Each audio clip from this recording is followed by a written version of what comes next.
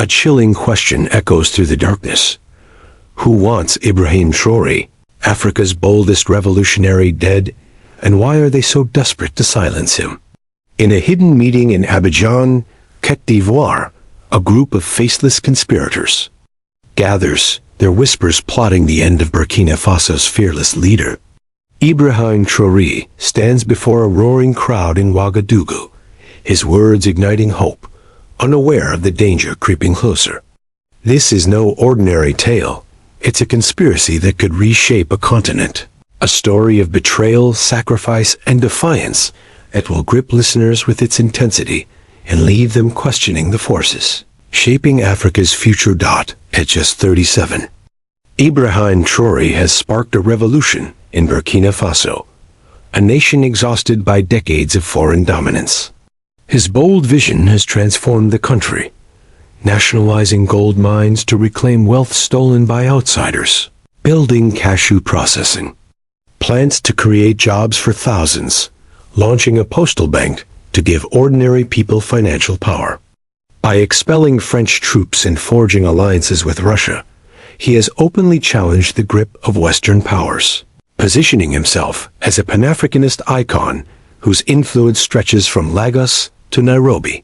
His dream of a self-reliant Africa, free from the chains of neo-colonialism, has inspired millions, particularly the youth who see him as a beacon of hope. But such ambition draws enemies. A sinister alliance of corrupt officials within Burkina Faso's government and foreign operatives, orchestrated by France through Côte d'Ivoire, has formed to crush his revolution. They've bribed a Faso court to frame Traoré for treason, accusing him of destabilizing the nation to justify a death warrant that will pave the way for his execution. Their goal is clear: to restore foreign control over Burkina Faso's resources and extinguish the flame of resistance Traoré has lit across the continent. In a clandestine meeting in Abidjan, the conspirators finalized their plan with cold precision. They spread lies that Traoré reforms his gold mines. His factories are plunging Burkina Faso into chaos, threatening national security. Bribes flow freely to judges, who sign the death warrant with trembling hands, convinced it will secure their wealth and please their foreign backers. Insiders within Traoré's own government, seduced by promises of power and millions in cash, agree to betray him, leaking his every move to foreign agents. Whispers of a $10 million deal circulate, funded by those who fear Traoré's vision will dismantle their control over Africa's gold, uranium, and land. The plot is meticulous, relying on secrecy and treachery to ensure Traoré's downfall before his revolution can spread further. The conspirators believe they've outsmarted him, that their warrant will silence his voice and bury his dreams.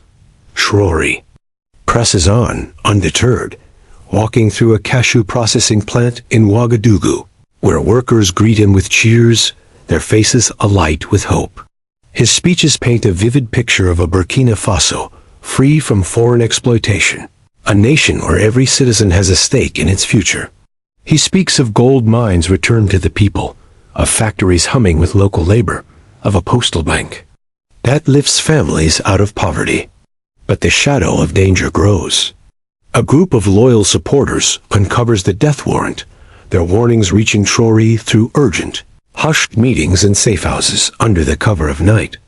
They're coming for you, one whispers, their voice heavy with fear. The court's been bought, and your own people are turning against you. Traoré's response is unwavering, his eyes burning with resolve. They can't stop Africa's rise. The people are my strength, and together we'll expose this treachery. He rallies crowds in packed squares, his words igniting a fire of resistance, urging the nation to stand firm against those who would sell their future. Meanwhile, others dig into the conspiracy, tracing the trail of foreign money back to Côte d'Ivoire, their findings spreading through whispered networks and secret messages, fueling a growing sense of defiance. The conspiracy escalates as Traoré's movements are betrayed during a massive rally in Bobo Dioulasso, A sniper's scope locks onto him as he addresses thousands, his voice ringing with calls for unity and freedom. The air is thick with tension, the crowd unaware of the danger lurking above. In a heart-stopping moment, a loyal supporter spots the threat and leaps forward, shielding Traoré and taking a bullet meant for their leader. The crowd erupts in chaos, screams piercing the night as the supporter collapses, their sacrifice laying bare the depth of betrayal within Traoré's ranks. The attack fails, but the loss shakes Traoré, who kneels beside the fallen, his voice trembling yet defiant. "You think a warrant can stop us? Africa will rise, and your betrayal will be your end." The sniper escapes into the shadows, but the sacrifice galvanizes the nation, exposing the conspirators' desperation and Traoré's unbreakable spirit. The incident sends ripples across Burkina Faso, a stark reminder of the cost of revolution and the enemies it provokes. The sacrifice sparks a fire that engulfs the nation.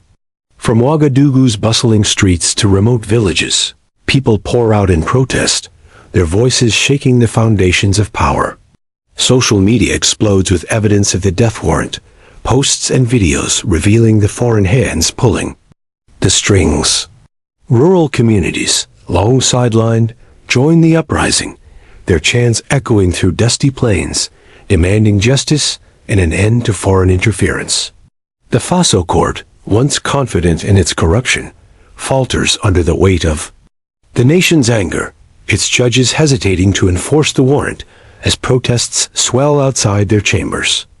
Traoré seizes the moment, addressing the country on live television, his voice steady and commanding. "They tried to bury me with their death warrant, but I'm a seed. Africa's freedom will grow, and no amount of money or lies can stop it." He lays bare the corruption, detailing how foreign powers and their local allies sought to reclaim Burkina Faso's wealth. The conspirators' plan unravels as insiders are exposed, their names whispered in shame, while foreign operatives retreat, their scheme in tatters. The nation roars in support, their unity a shield against those who would silence their leader. Death warrant lies in ruins, its power broken by the will of a united people. Ibrahim Traoré stands taller, his vision for Burkina Faso burning brighter than ever. The conspirators are scattered, their treachery laid bare, but the shadow of imperialism looms, a reminder that the fight is far from over. Traoré's revolution his. Gold mines, his factories, his dream of a free Africa continues to inspire millions, from the youth in urban centers to villagers in distant regions. His defiance has turned him into a symbol, a leader who dares to challenge the world's most powerful forces. Will he break the chains of neo-colonialism, or will the next plot succeed? The question hangs heavy, a challenge to those who believe in Africa's future. Traoré's voice rings out one final time. "They thought they could bury me, but they forgot I'm a seed, and Africa's soil is fertile." The fight for freedom presses on, fueled by the sacrifices of those who stood with him and the hope of a continent awakening. The story closes with a call to action. Is Ibrahim Traoré Africa's last hope against imperialism? Can he survive the next conspiracy? Comment below, share this story, and join the revolution. Africa's future is being written. Be part of it.